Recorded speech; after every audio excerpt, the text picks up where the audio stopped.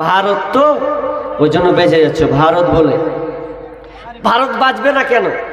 2018-তে বললে যে কোনো স্ত্রী যদি মনে করে যে আমি এই স্বামীর ভাত খাবো না, ওই ছোড়ার ভাত খাবো, কোন ব্যাপার নাই, ও করে নিতে পারে।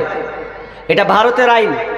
2018-তে এটা পাস করা হয়েছিল। তারপরে পাস করলো কি যে সমকামিতা। তারপরে কি, তারপরে পাস করলো সমকামিতা হলো। এরপরে ছেলে ছেলেতে মানে যে সময় ছেলে ছেলে বিয়ে করবে, মেয়ে মেয়েতে বিয়ে করবে। পরশুদিনকে দেখলাম বীরভূমে ছেলে ছেলেতে বিয়ে করেছে। দেখেছেন আপনারা? দেখেননি? দেখেছেন? ছেলে ছেলেতে, বীরভূম ডিস্ট্রিক্ট ছেলে ছেলেতে বিয়ে করেছে।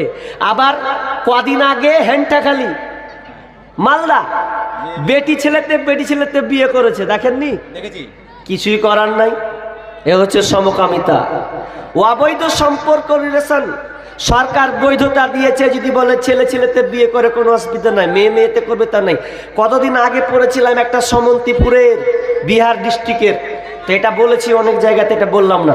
তো এই দুটা এগুলো দিন দিন বাড়তে চলেছে। এগুলো হবে, আইন পাস হবে কিছুদিন পর। বাংলাদেশে কিন্তু এটা আইন পাস চলছে। এ নিয়ে শরীফার গল্প নিয়ে হেঁটাহেঁটি মারামারি। একটা শিক্ষকের চাকরি পর্যন্ত গেছে শুধু শরীফার। আসিফ মাহতাব নাম, ওই সমকামিতা বলার কারণে ওর চাকরি খেয়ে নিলে সরকার। কি গো, দেশ কিভাবে চলছে? অথচ বাংলাদেশ বলছে নাকি 95%, 99% নাকি বলে মুসলিম। এরপরে সমকামিতার বৈধতা লওয়ার জন্য লেনদেন চলছে। আর ভারতে তো হবেই। মোদি চাচা তো আছে, অসুবিধা নেই, ই পাস করবে সব আস্তে আস্তে আস্তে আস্তে আস্তে। কিন্তু সজাগ হতে হবে আমাদেরকে। ছি, আজকালকার বিয়ে ধরা পড়লো, সমাজ বিয়ে করার পর জেনাবা বিচার করলে সমাধান হয়ে যায়, এর কোনো কায়দা নাই। কারণ আইনটা মেয়েদের হাতে ঝুঁকি চলে গেছে। আমাদের মুর্শিদাবাদ ওখানে একটা মেয়ে, মানে ওর স্বামীটা বাড়তে থাকে না, বিদেশে থাকে, বুঝলেন তো? বিদেশে থাকে, তোর স্ত্রীটা এত বদমাসের বদমাস, ও দেওয়ারের সঙ্গে নেটওয়ার্ক লাগিয়ে দিয়েছে। স্বামী থাকে না, বিদেশে থাকে, দেওয়ার খুব ছাক্কা, শরীর স্বাস্থ্য ভালো, আপনার ওর সাথে লাইন ধরে এলেছে। হতে হতে হতে হতে হতে হতে সম্পর্ক তৈরি হয়ে গেছে। স্বামী তো নেই বাড়তে, কাকিলিয়া কাজ চালাবে দেওয়ারকে লিয়া। আপনার সম্পর্ক যখন হয়ে গেছে যে অনেক দিন পর জিনিসটা ধরা পড়ছে। ধরার পর যখন ধরা পড়ছে তখন আর কেড়ে শ্বশুর জানতে পেরে নিয়েছে। আর খেপির বেটি খেপি দুয়ারে বসে গেছে, চা খেয়েছে, সকাল সকাল চা ডুবেছে, আর খেয়েছে, চা খেয়েছে আর ডুবেছে। বলছে আজি বাপজি, বলছে কি হলো? বলছে তোমার এই ছোট বেটাকে বিয়ে, তোমার ছোট বেটার সাথে আমার বিয়ে দাও। কেমন কথা রে? মানে ওর দেওর, ওর মানে দেওরের সঙ্গে বিবাহ করবে, তো শ্বশুরকে বলছে। তো শ্বশুর মিটার 100 হয়ে গেছে, চাট ছাটিয়ে দেবো। বলে চাট চাটিয়ে কেন দিবা? তোমার এটাও বেটা, ওটাও বেটা, এখন ওকে ভাল লাগে না, তোমার ছোট বেটাকে নিয়ে আমি সংসার করবো। বিচার কায়দা। অথচ ইসলাম হলে ওকে কচু কাটা কর, মানে ওকে মেরে ফেলতে হবে, রজম করতে পারো। বুক ফুলিয়ে বলছে যে তোমার বড় বেটার ভাত খাবো না, ছোট বেটার ভাত খাবো। কি কইছেন কহেন? কি সামলাবেন আপনি? কি যুগ এলো রে, কঠিন যুগ। মেয়েদের হাতে শাসন এসেছে, সব জায়গায় মেয়েরা বেকায়দায় হয়ে গেছে। এই জন্য আমি কবিতায় গজলে বলেছিলাম, কিয়ামতের আলামত এসে গেছে, তাই তো ঘরের নারী রাস্তায় নেমেছে। কিয়ামতের আলামত এসে গেছে, তাই তো ঘরের নারী রাস্তায় নেমেছে। ওরে মাছ বাজারে কথা বলে মাছওয়ালার সাথে, স্বামী তাহার দাঁড়িয়ে আছে ব্যাগটা নিয়ে হাতে। ওরে মাছ বাজারে কথা বলে মাছওয়ালার সাথে, স্বামী তাহার দাঁড়িয়ে আছে ব্যাগটা নিয়ে হাতে। আরে স্বামী নিলেন মাছটা টেনে, স্ত্রী দেয় টাকা গুনে। স্বামী নিলেন মাছটা টেনে, স্ত্রী দেয় টাকা গুনে। স্বামী স্ত্রীর যেন সেবক হয়েছে, কিয়ামতের আলামাত এসে গেছে, তাই তো ঘরের নারী রাস্তায় নেমেছে, কিয়ামতের আলামাত এসে গেছে, তাই তো ঘরের নারী রাস্তায় নেমেছে। ওরে বরখা পরা বরখা ছাড়া হাট বাজারে ঘরে তারা, ওরে বরখা পরা বরখা ছাড়া হাট বাজারে ঘরে তারা, কেউ বা আবার বরখা পরে মুখটা খোলা রেখেছে, কিয়ামতের আলামাত এসে গেছে, তাই তো ঘরের নারী রাস্তায় নেমেছে, কিয়ামতের আলামাত এসে গেছে, তাই তো ঘরের নারী রাস্তায় নেমেছে।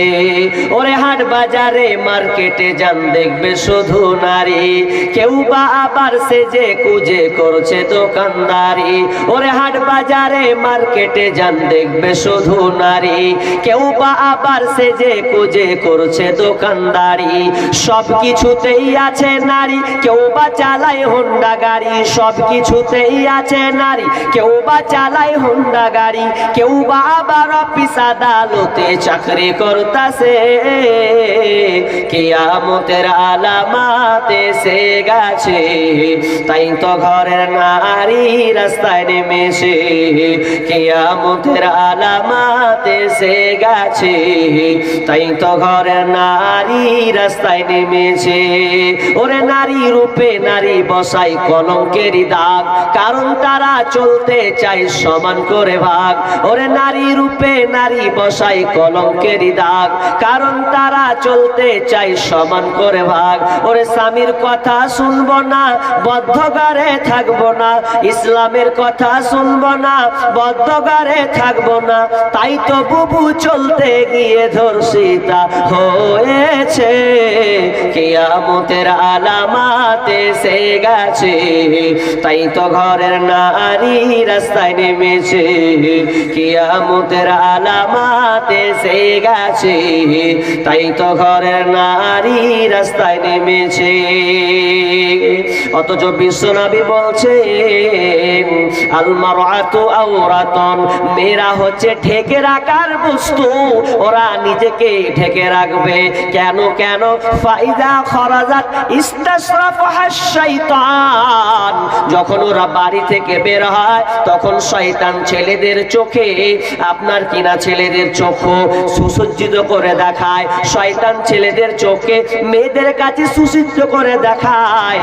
যখন কোনো একটা নারী, যখন অ্যাডাল্ট একটা নারী ঘর থেকে যখন বের হবে, যদি সে সুন্দর রূপালাবণ্য নিয়ে বের হয়, ঢেকে ঢুকে যদি না বের হয়, তাহলে প্রত্যেকটা পুরুষ নারীদের দিকে তাকাবে। এটা শয়তান এক আকর্ষণ দিয়ে দেয়। কেউ যদি বলে যে আমি বেটি ছেলের দিকে তাকাই না, একটা মেয়ে সুন্দর এমন ভাবে সেজেছে, মানে এমন ভাবে সেজেছে বহুরূপীর মতন করে টাইট ফিট করে বাড়ালছে, আর কেউ যদি বলে যে আমি ওগুলা কি আর করি না, আমার ওরকম কিছু মনে আসে না, তাহলে জানবেন যে ও হিজড়া আছে। সোজা কথা, একটা মেয়ে যদি ওভাবে যায়, আমি পর্যন্ত বিপদে পড়ি। রাস্তাতে এমন ভাবে একটা মেয়ে, হাওড়া প্ল্যাটফর্মে গেছি, তো যাই হোক কোনো কাজে গেছি আমি, তো হাওড়া প্ল্যাটফর্মে যখন নামছি, তো নামার পরে যদিও তাকাবো না, বাধ্য হল আমার পোশাক দেখে, তো আমি সন্দেহে পড়ে গেলাম, তো মেয়েটা পোশাক পরে আছে না, পোশাক পরে নাই, কালার পরেছে, ও আবার এই চামড়ার কালার, তো কি করে বুঝবো? ও পরেছে একটা ভিসিআর আর ছোট্ট একটা প্যান্ট পরে আছে। তো আমি আবার দূরে আছে ও, আর আমি দূরে আছি, আমি তাকাবো না মনে করলাম। তো এবার যদি দেখছি, তো আমি বলছি মেয়েটাকে পুরো উলঙ্গ আছে নাকি রে? হাওড়া প্ল্যাটফর্মে উলঙ্গ নারীও দেখা যায়, কাপড়বিহীন। তো যে মেয়েটা যখন একটু হাঁটছে, দেখছি ওরে সুবহানাল্লাহ, ইন্না লিল্লাহ, সুবহানাল্লাহ কেন বাবা, ইন্নাল্লাহ পড়তে হবে, তো ইন্না লিল্লাহ পড়তে হয়। দেখছি তো না, ছোট্ট একটা জামা, বুকে আর প্যান্ট ছোট্ট একটা পরে আছে, দিয়ে রাস্তায় হাঁটছে পুরো একদম এই কালারের। তো কি করে বুঝবো? পুরো ন্যাংটাই লাগছে। কি জামানা চলছে! আজকালকার মেয়েরা বরখা পড়ছে, কি কাটিং এর বরখা রে বাপ! এমন বরখা লিচে উপর পিছন দিকে বাঁধার চেষ্টা করছে। কেন বাঁধবি তুই বরখা লিয়া? তোর বরখা পরা আর তসলিমা নাসরিনের বরখা পরা একই। তসলিমা নাসরিনকে চিনেন আপনারা? যে বলে নবীর ব্যাপারে চরিত্রহীন, নবীকে বলেছিল চরিত্রহীন, কোরআনে ভুল পেয়েছেও, কতটি যে ভুল পেয়েছে আল্লাহ জানে। তো উকাই যখন ওকে জুতা পিটা করে বাংলাদেশের লোক মারলে তখন পালাবে দেশ ছেড়ে। তো দেশ ছেড়ে যখন পালাবে তো কেমন করে পালাবে? ই পথ খুঁজা পায় না, যেখানে যাবো সেখানে লাত খাবো। তখন ও বুদ্ধি বের করলো, বরখা পরে বের হবো। বেঈমান মহিলা, কত যে নেকেট ছবি ওর আছে সোশ্যাল মিডিয়াতে। ও বরখা পরে ভারতে এসেছিল। তো আমি আবার বলছি যে আপনার মেয়ে যদি ওই রকম বরখা পরে টাইট ফিট, তসলিমা নাসরিনের বরখা পরা আর আপনার বেটির বরখা পরা একই। ও তাহলে পর্দা করার জন্য আজকে শামসি থেকে নামছিলাম, তো একটু বসলাম, শরীর খারাপ, তো বসলাম এবং বইগুলা পড়ছিলাম। তো দুটা মেয়েকে দেখছি, একটা ছেলে দুটা মেয়ে হাত ধরে হাঁটছে গো, বরখা পরেছে দুজনেই। আর কি খেঁচান খ্যাচ করে তুলছে, কি মজা যে পেয়েছে। তো বসে আছি সাইডে, দুজনেই বরখা পরে আছে, আর একটা ছেলের সঙ্গেও লেগে গেছে। এই বরখা পরার কোনো দাম আছে? জি না। মা বোন শুনলাম, খবরদার খবরদার তোমার যৌবনকে নষ্ট কর।